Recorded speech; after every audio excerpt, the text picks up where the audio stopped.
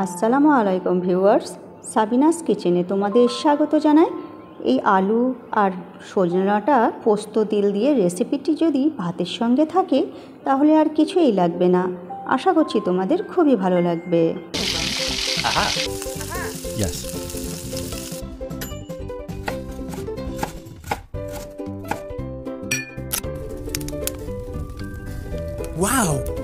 কড়াই বসিয়ে চুলাতে তাতে আমি তেল দিয়ে দিচ্ছি।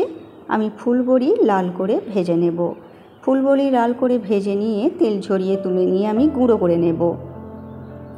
এবার ওই তেলেতেই একটা পেঁয়াজ দিয়ে দিচ্ছি কুচি করে, আর সরু সরু করে কেটে রাখা আলু আর তার সঙ্গে সজনে ডাঁটা দিয়ে এরপরে আমি হালকা লাল করে ভেজে নেব।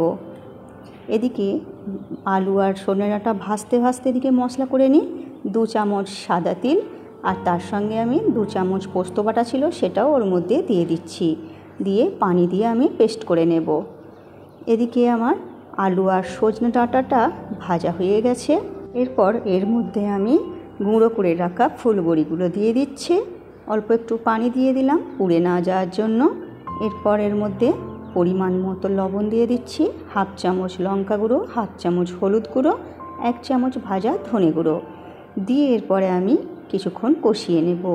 কষতে কষতে এর মধ্যে তিল ও পোস্ত বাটাটা দিয়ে দিলাম। দিয়ে আবার আমি কষাতে থাকব। ভালো করে কষিয়ে নেব। ভালো করে কষানো হয়ে গেলে পানি দিয়ে দেব। দিয়ে এরপরে ভালো করে নেড়ে দিয়ে ঢেকে হতে দেব। এরপর এর মধ্যে কয়েকটা কাঁচা লঙ্কা আমি ছড়িয়ে দিচ্ছি। দিয়ে ঢাকনা দিয়ে হতে দেব। যখন এমন মাখা মাখা হয়ে যাবে তখন আলু আমি কিছুটা গলিয়ে দেব। দিয়ে এরপরে নেড়ে চেড়ে এরপর নামিয়ে নেব। এরপর তোমরা পরিবেশন করো ভাত রুটির সাথে।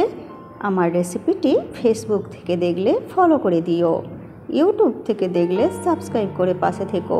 আমার রেসিপিটি শেষ পর্যন্ত দেখার জন্য অনেক অনেক ধন্যবাদ তোমাদের।